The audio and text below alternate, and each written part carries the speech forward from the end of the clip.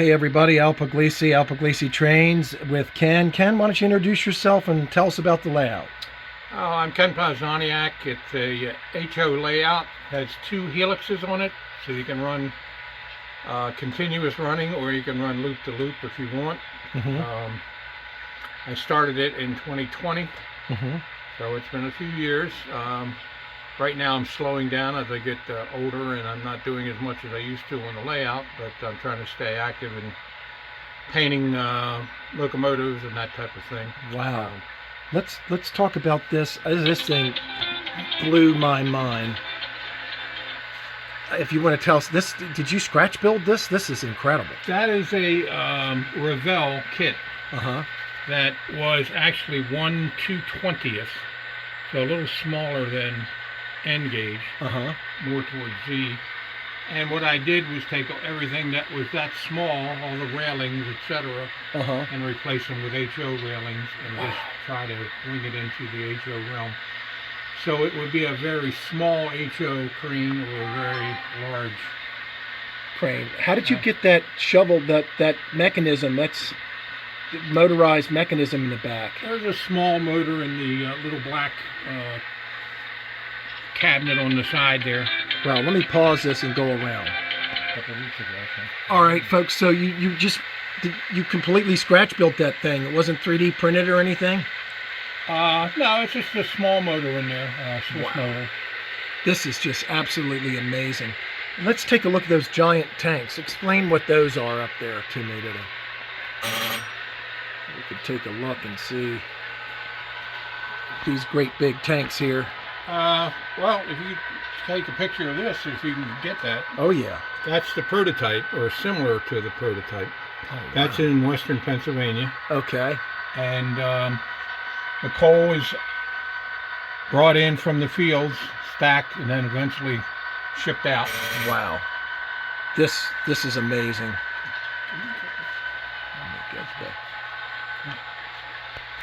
Folks, he's got a lot of really large bulldozers that I've never seen before.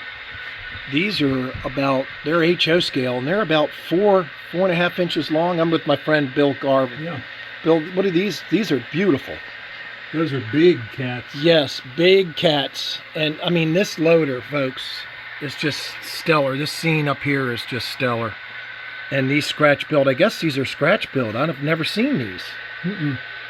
Well, Ken did these a beautiful job. Ken had to run an errand, folks, so I just want to pan this so you can see it.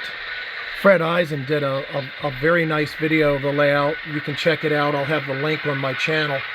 But he wasn't able to, this layout is so big, he wasn't able to get everything, so I wanted to concentrate a little bit more on parts of the layout that Fred was not able to capture. Ken's back. So Ken, the coal pretty much gets dumped from the field just like you've got it up these chutes. Yeah, in the situation, in this case, I keep this one, the largest one, filled. Okay. And the train will go through here and be loaded. Some of these, Bill told me, are automated. Do you have automated coal loaders? Yeah, this one here. This one, how does that work? Can we watch it? Yeah, to try. Let's see. My Lord. Let me get out of here. Because it's got to be at a specific speed in order to go through there. Okay. And you did this all yourself? Yes. What happens, there's a magnet on each side of the car in the back, if you can see them. One opens the chute, the other closes the chute. Wow. So, and they're actually, the motors in there, there's two of them, are the motors that you would have that open the door opening button on your car when you hit the button in the... Now these guys are empty, but if they were full... Well, they should come out full on this Oh, side. they're going to come out full. Okay, so these are empties that are slowly going in. These gigantic loaders. You're monitoring this. And this, you can see it, fill it on the monitor. Oh boy, this is amazing, folks. Let's oh boy, look at that. These are the cars I just filmed that were completely empty. Ken, how do you do this proper time without overfilling them and coal goes everywhere. Well, it's actually set up with an Arduino to fine-tune it. Wow. But that's not my expertise. I have a friend of mine that's good with that. This is incredible. Thank God we're able to film this. Look at this. Watch when the next one comes in. We'll see the next car coming in. Oh, I see it. Yeah. Look at that. Now, is there a stop-start button, or it's all automatic? Now, once the cars are done, once the cars are full, the man will shut it off. And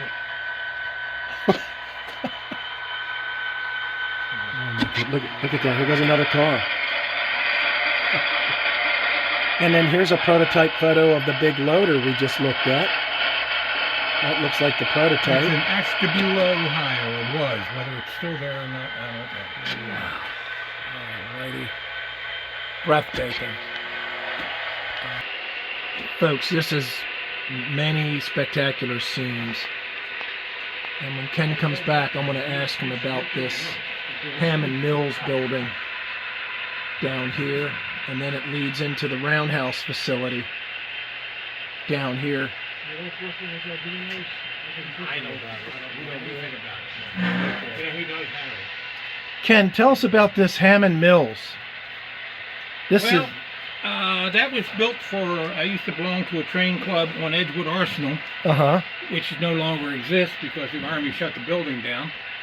But anyway, I built that probably 40 years ago, close to that, for use there. And when they shut down, I took it back, and I have two friends. One was Archie Hammond, and the other is Scott Mills. Okay. So I got both of their names in there, just like General Mills, whatever cereal. This is Scott or Hammond Mills. Folks, this thing is so well made that I almost thought it was a real photograph when I saw it. Until I realized, wait a minute, this is a 3D model. I mean, this is absolutely beautiful. It's about 40 years old. It's got to be close to that, or maybe even a little bit more than that. This really is incredible. Now, you just scratch build a lot of those tanks, or just found? No, they're European make. I forget if they're Fowler or one of the European companies. Okay. But they're just put in there sort of randomly. I did years ago. There was an article in Model Railroad that was similar to this, and I sort of copied off of that. Wow. All right, let's pause this. Folks, Ken just pointed out these camp cars, Pumas. These are all scratch built, aren't they? Nope, they're the kit. Are they? There was a kit. I don't think it's still available. I've never seen these. No. And what year are these? Are these like 1960s or? No, they were still there in the mid-1990s. Oh, really? Probably a little later than that. Conrail used to use them extensively. Wow. NS took over and had them for a while, and I don't know if they still use them or not. I know there are railroads that do use them. Union Pacific has. It may not be that exact prototype, but okay. There's a very interesting city scene, folks. Some big, beautiful buildings. Very well done. Lots of traffic. Ken, this big skyscraper just looked like a Bachmann Spectrum. Yeah, it's four of them together. Wow. And the one in the back corner is four of them together. And the hotel is two kits together. Wow. And I don't know if you can see it. It's sort of a shame here, but if I can, I'll move this one building here. Right, I like that. That's interesting. And you can see there's a wedding going on. Oh yeah. Yeah, let's hone in on that, folks. Oh yeah, look at that. Yep. Yeah, man. And this was one of the first things I scratch built for this parking. You know, yeah, but you can't. Nobody sells these yet. This is something that if you made this a kit, you'd probably get 500 people wanting these. These are really everybody that modern could use one of these. Yet I've never seen one. Yeah, this is beautiful, and you scratch built this one. Yeah. It's just foam core board or whatever you call it. Wow. Yeah, this is amazing. This is a lower view. There's a piece of glass here showing my reflection, folks. My apology, but that is what it is. It's just amazing.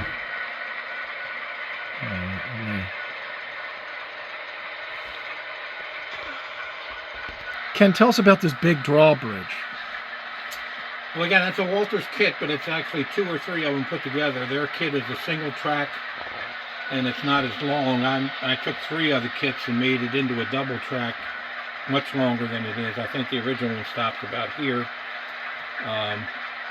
Just I wanted a double track bridge, so between that and some plastic parts, I made it a bigger bridge. Oh, wow. And I'm shooting some background scenes. You're really good at blending those backgrounds. Oh, you know, they all look very natural. And let me pause it so I can get up. It's a Walters kit, you say? This one? Yeah. It's very nice water scene and comes into a nice farm scene here. Ken, let's this is a firehouse here? Yeah, that's 1.5 Walter kits, and the rest is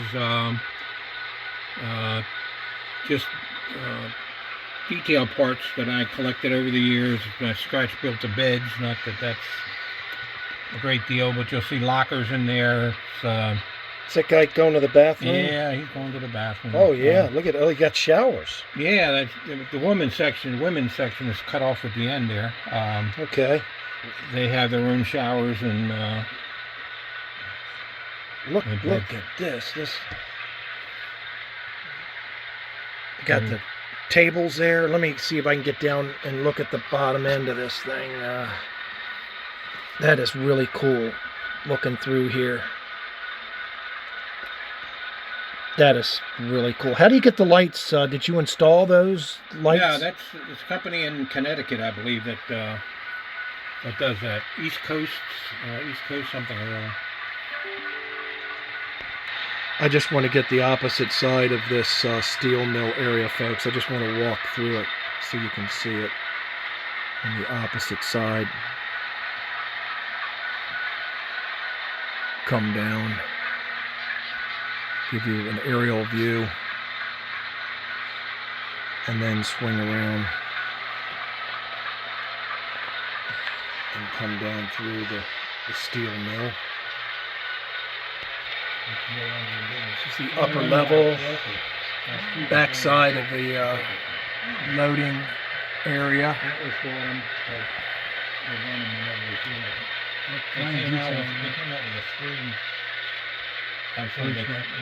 That's the latest one. Okay. Bill, talk about that. These mock-ups down here. You were telling me earlier about these. These are mock-ups. Well, these are Plastic kits. Okay. That again, Dave Renard built for me. Okay. This is just a foam core mock-up of a basic oxygen furnace. Okay. Again, it's just foam core to a few pieces of plastic. It gives the appearance of what it is. It's not obviously extremely well detailed in any sense, but it's a work in progress. It gives you the idea. Eventually, I'd like to hook it up with the air power across the tracks. I always like the pipes going across the tracks over here and that kind of thing. All right. And this thing here, that you scratch built this? No, that's a Walters kit. Oh, yeah. This is a Walters kit. Yeah. Well, certainly a kit bash. Yeah, it had to be kit bash because definitely. What is this? Just a conveyor? Yeah, just to bring the coal in from another area. Ken, tell us about this area, the golf course and these nice areas. Well, this is another bridge that I built for the Edgewood Model Railroad Club, and when they no longer needed it, I grabbed it back. It's a model of the, I think, Stony Creek Bridge in Western Canada, which I had the pleasure of going over once. Wow. And I increased it to a double track. The real bridge is only a single track. And I made room for it in the layout. So. And then as I pan across the golf. Yeah, this is This is a single hole of a golf course. And as somewhere there's a sign there that says it's a par 4, so many 100 yards. It doesn't actually scale out to that. So. Right. This is cool. This is so cool, folks. The people are playing there's golf. 3 different levels of grass too. There's the fairway grass, there's the light rough, and then there's the deep rough in the back. You know, I've never seen a golf course on a layout. I think it's cool. Well, I know there's some out there. There's some prototype where the train goes right through the golf course. So. Wow. This is just pause that. This. All right, folks. These people are getting ready to moon the train coming by. Yeah, man. We got the mooners ready to roll. Everybody needs mooners. We're looking for a lot It just comes in like a plastic try pouch. to zoom out here. big air conditioner. This is the firehouse we were looking at earlier. With the glass roof so you could see what's going on. Yeah, this is very interesting. Let's talk about the upper level up here, Ken. Well, this is my adaptation of the Port Deposit Road that goes from Port Deposit, Maryland up to Harrisburg. Okay. Runs along the Susquehanna River. They do have a couple on the prototype. They do have a couple of flumes that take the water, the excess water, over the tracks, so it doesn't come down the hill and freeze on whatever. They also have 3 tunnels, 2 of which are in the Maryland side. Okay. And this is just my adaptation of it. The catenary is just temporary because I've been making some electric locomotives and I wanted to have some place to photograph them, so I put catenary here. But it's not a permanent thing. This is very nice. I've never seen this before, where the water actually. Yeah, there's at least 2 of them in Pennsylvania. Can you, as we walked by, you said, "Hey, let's check out my UPS yard." So you said this is the last thing you've done. Most recent thing, yeah, that I've done. You can see the Schnabel car in the back. That's always interesting to run on a operating night. We don't run it every time. But what is it? Schnabel here. That's all one car there. Oh wow, I didn't know that. Now what does this thing do? Transports heavy equipment. In this case, it's a transformer, which weighs thousands and thousands of pounds. So it takes, as you can see, it would take a wide berth to make it around curves. So.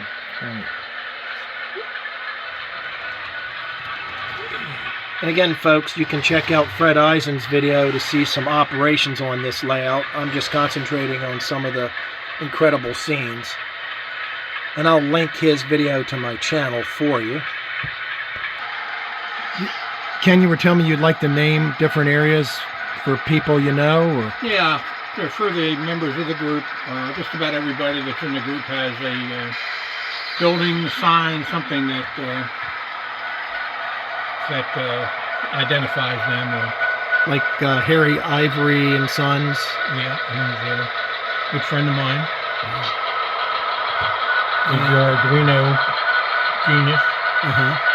I like the way you integrate the backdrop pictures with some parts that are cut in half. It flows well. It really looks good. A lot of these, again, are off of a CD. You print it off on your computer and then make it the size you want. Very well done. Got an awful lot of action ready to go here, folks. There is I don't know what this is, this green train. Is this Caterpillar stuff or John Deere? John Deere. Yeah. John Deere. Yellow and green, gotta be Deere. It's gotta be. The train comes down from, I believe, Indiana. 2 or 3 times a week, comes down into Baltimore, and the tractors and all are loaded for shipment overseas. Wow. Yeah, that's a very interesting train. I believe Fred has some footage of that train running when he was here last night. And this is what I've managed to get of the Norfolk Southern safety train, which again is all commercially available. Wow, okay.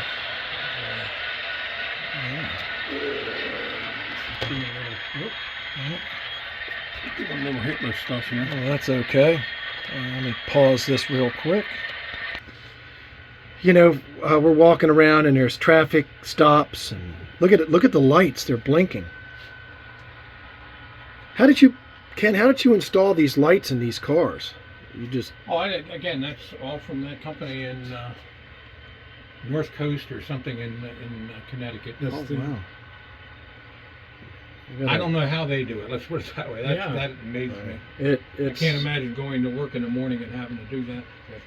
Hey, we got a pumpkin patch over Or even here. knowing how, that's just doing it.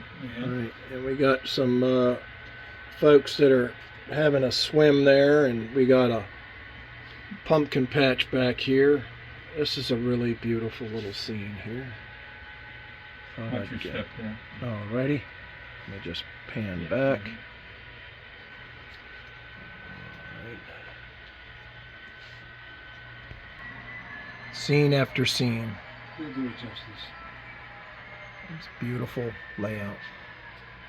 He has mirrors too to help with operations. Pulling a rail off, but I think that's.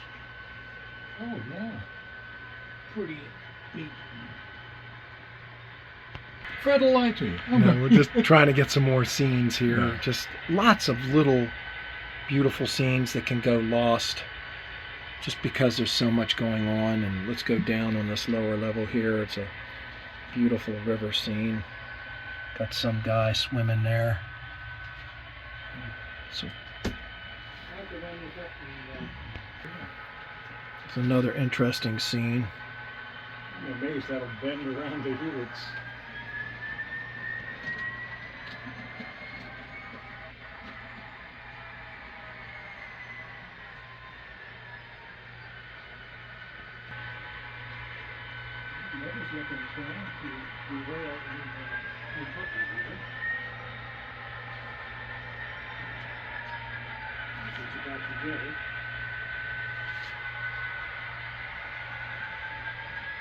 Okay. Wait a minute, you're one wheel off here. I tell you, that must have ran through a closed switch. That's the only thing I can think of. These end cars are just beautiful. A lot of work went into these. Really fine. Nice to use it. Yeah, I had a friend of mine do some 3D printing for the racks. Wow. Folks, I just walked by a Helix. Bill Garvin just popped the door open. How many circles is this Helix, Ken? I think it's 5. 5? Yeah. The train's getting ready to get in the Helix. And this is just an access window, so you can see in there. Here's an interesting shot right before we go in the Helix. Thought I'd look at this. And in the Helix it goes. It'll take time. It'll look right. Yeah. Okay, and this is the rail train. I want you all to see it, everybody. How many?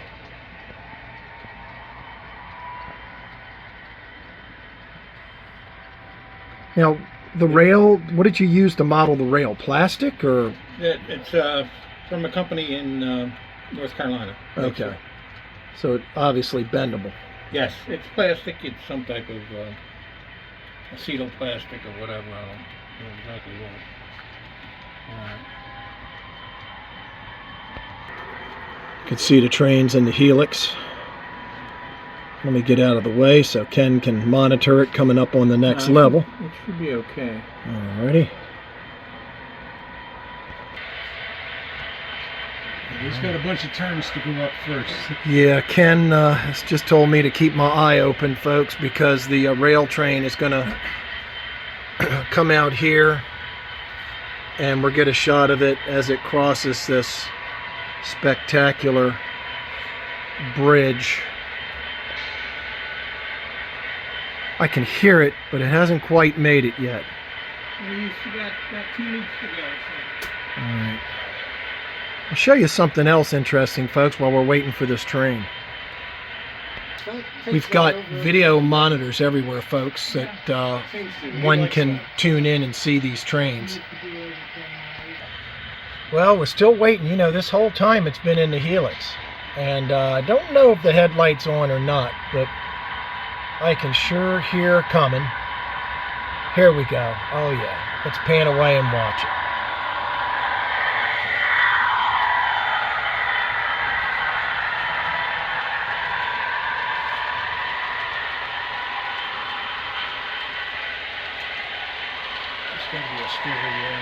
That's a scary run. Looking down and seeing nothing. Yeah. Oh boy. That is exciting. Come here. And as you can see, it's a long way down to the bottom. What were you saying, Ken? I'm sorry. Chesapeake, Susquehanna, and Western Railroad, bound Renard, Pennsylvania, East Texas, milepost 49. Oh, I see. The layout is fully signaled. Right now it's on automatic operation, but you'll see the signals change as it goes through. Got a green. I see a green there. It drops to red. Through this section. It drops to red as the train runs through this section, folks. Got accurate signals going on. Here's her.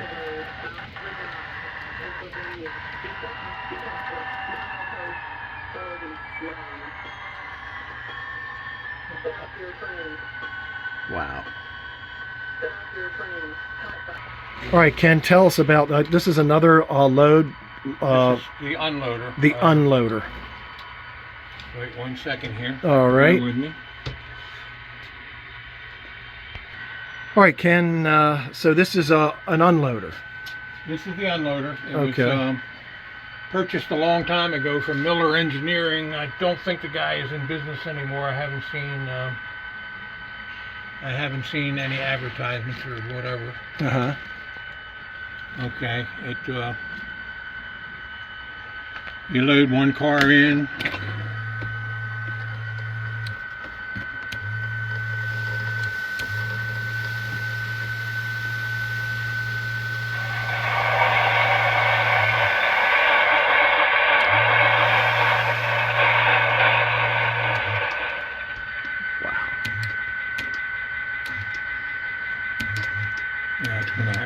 That's okay. Let me pause. While we're completing the coal dumps, I thought I'd show you folks this used car lot here.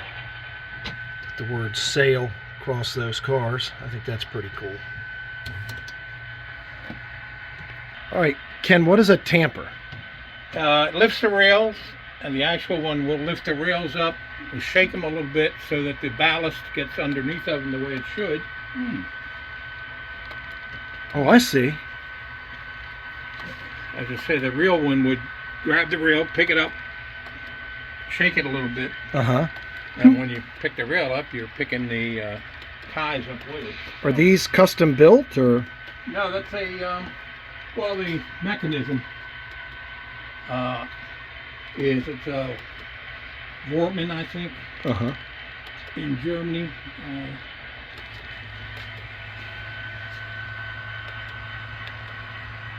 It's quite... All right, Ken, you're going to bring another car in, right? All right, Yeah. let's see. I'm going to show you folks the whole operation of it. Hopefully. Hopefully.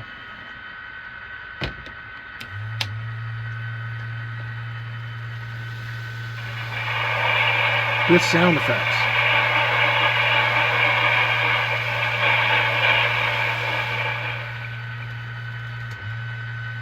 Is there an actual one of these that this is modeled after, or? Yeah, there's many different types. This is, I don't think this is an exact copy of any particular one, but Okay. it's made to work. So, And it kicks it out the other end. and the next car that you load into the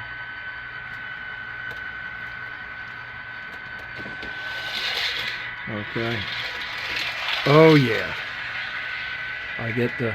There used to be one of these down in Baltimore, right near the harbor tunnel entrance, Wow. which is not used anymore. They had a new one down there. Yeah, but that's enclosed.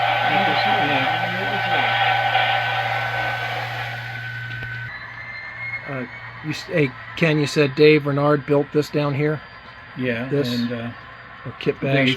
these are Walter's kits.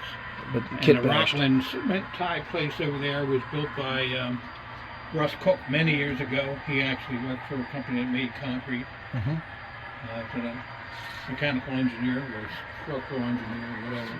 Very impressive. What did Dave build over here? Interesting hotel on the back.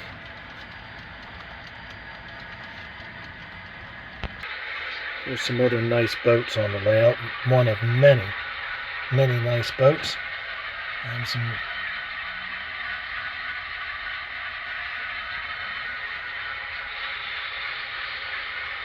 All the way down. Once we were looking at this highway, and if you pan up and look all the way down, oh my goodness, yeah, Goes on forever. goes on forever. Everything goes right. I want to get this little scene here, folks. Tucked back. A lot going on. A lot of interesting structures and loads being prepped.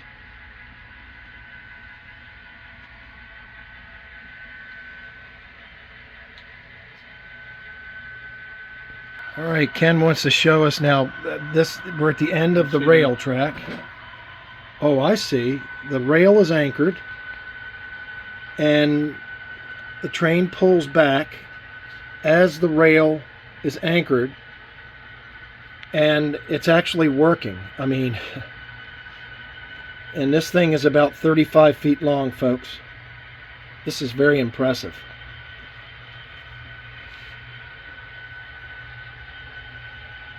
This is incredibly impressive. So let's pan back so you can see how the crew is laying down this rail, just like in real life. Ken, I really appreciate you showing us this layout. It is absolutely fantastic. And Gil Garman brought me here. He just hid in the background back there. And I really appreciate it. Thanks so much, Ken. Okay. Thank you.